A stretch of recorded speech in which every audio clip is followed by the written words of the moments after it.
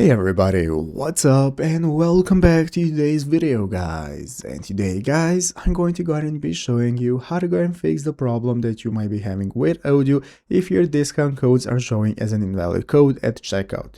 This is a very simple thing to do, so make sure to watch this quick and easy video till the very end, follow my steps correctly so you can make sure that this works the same for you and you can do this yourself. But yeah guys, so let's get straight into it.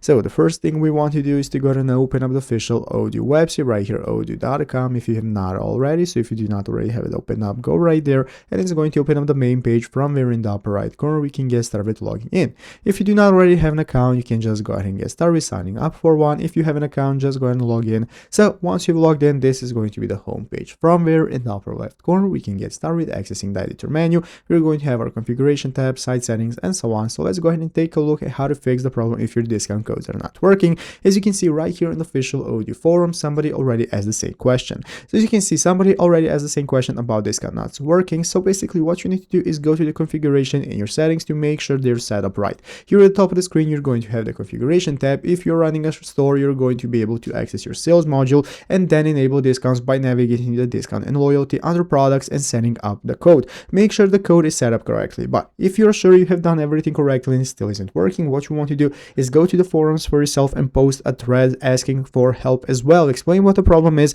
what you have tried out, and why isn't working. Somebody with more knowledge who knows around Odoo is going to help you out, show you how to fix it, and that's your best chance. So I hope this video was helpful. If it was, make sure to leave a like, subscribe to the channel. Thanks for watching. Take care and bye.